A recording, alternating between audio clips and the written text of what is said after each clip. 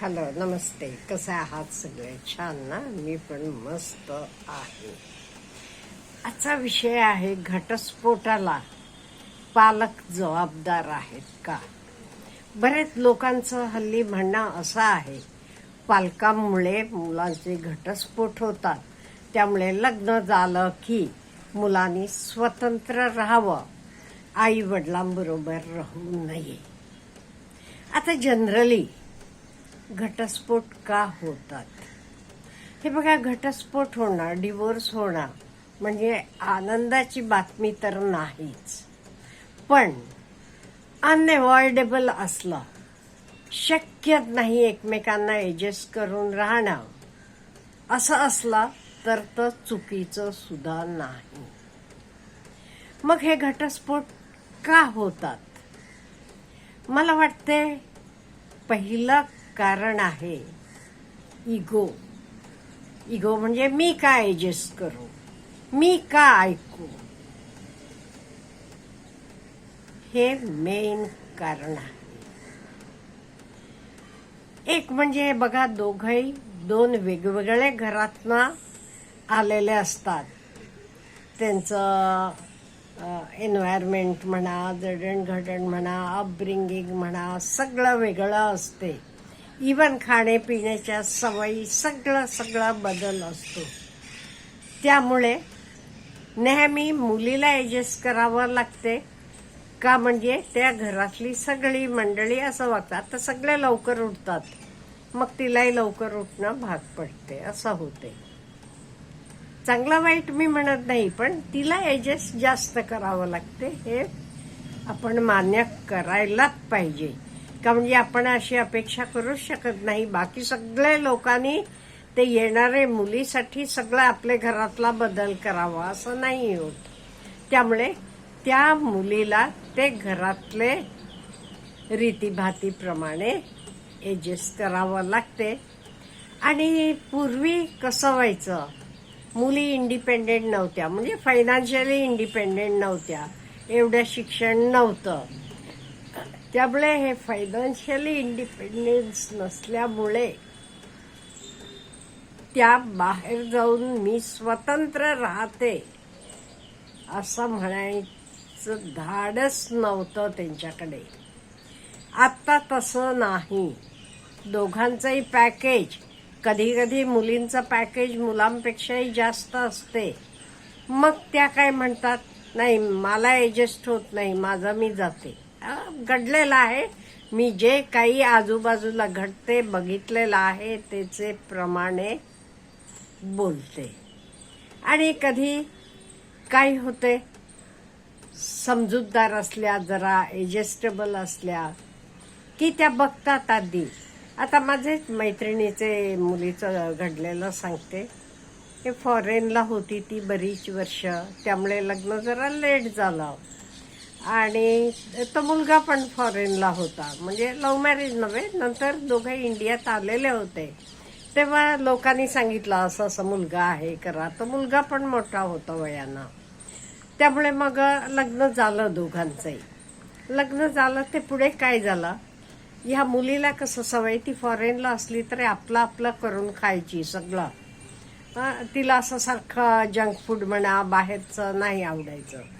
हे मुलाला तयार पाकिटं आणली, खाल्लं, अशी सवय होती.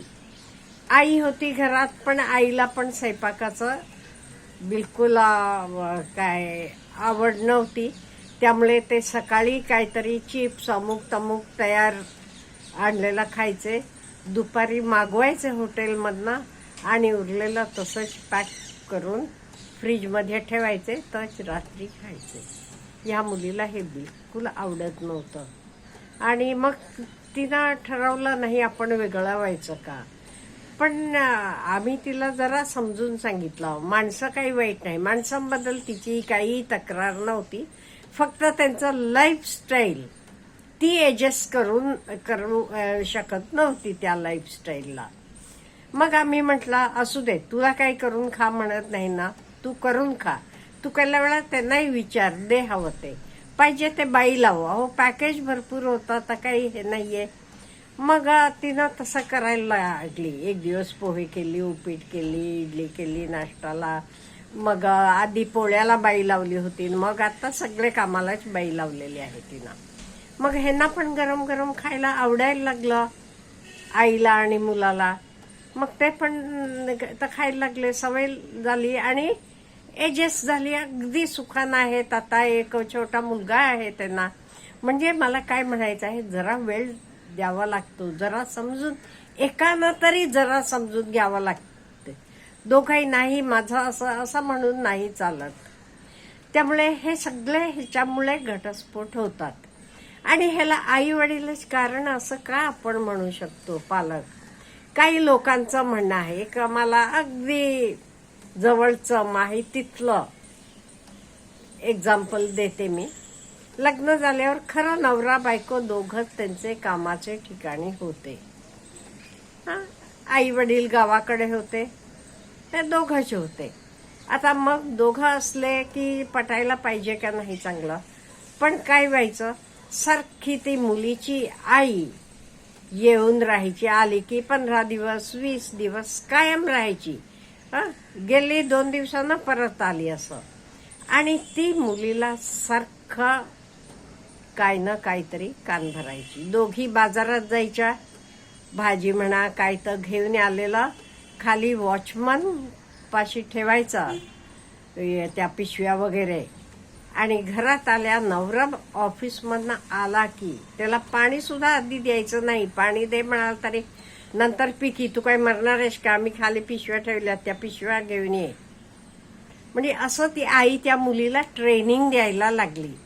का नवऱ्याला आपले हाताखालचा कामगार असले का तू वागवायला पाहिजे. तू उठ म्हणालीस की त्यानं उठायला पाहिजे, तू बैस म्हणालीस की त्यांना बसायला पाहिजे. असं एवढ्यात नाही, पगार झाला की सगळा पगार ही घेणार. आणि त्याला लागलं की त्यानं त्याच्या खर्चाला पैसे विचारून घ्यायचे. आणि त्यानं मात्र तिला विचारायचं नाही, पैसे कुठे ठेवलेस, काय केलंस, काही विचारायचं नाही.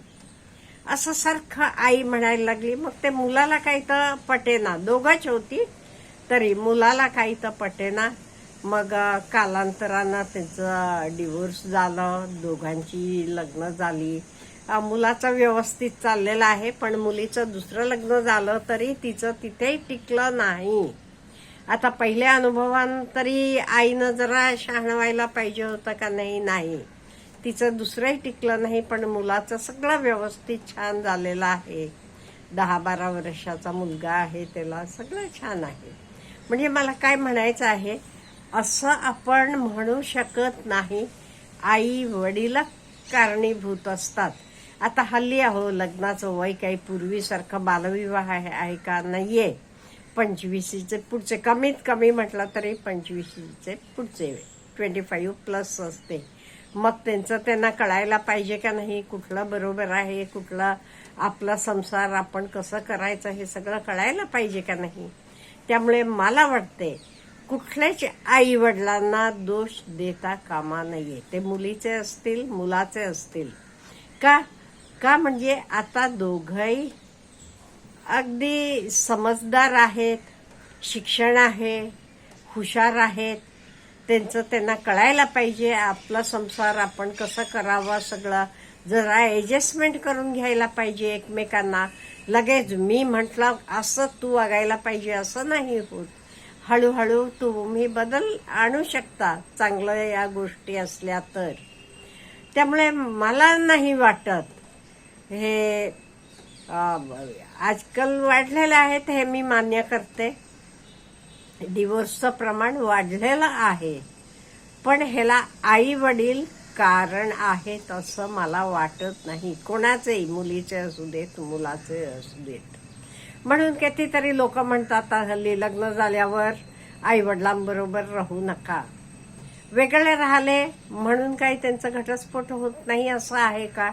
बघा ना आजूबाजूला, त्यांचं ते दोघंच असले तरी होत नाही. म्हणजे इथे पेशन्स कमी आहे, इगो प्रॉब्लेम आहे, एकमेकांना ॲडजस्ट करायला तयार नाहीत. कुठली गोष्ट मागितली की लगेच मिळायला पाहिजे अहो काल तर मी वाचलं, पुण्यात म्हणे लग्न झाल्यावर 5च दिवसात घटस्फोट झाला.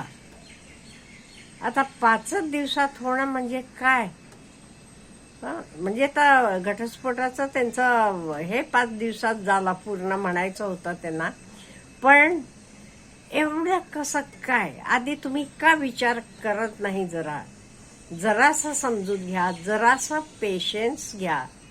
आणि आई वडील तरी, मी तरी आई वडिलांना कुठलेच, मुलाचे असो मुलीचे, जबाबदार धरणार नाही. आपल्याला काय म्हणायचं आहे हे विषयी?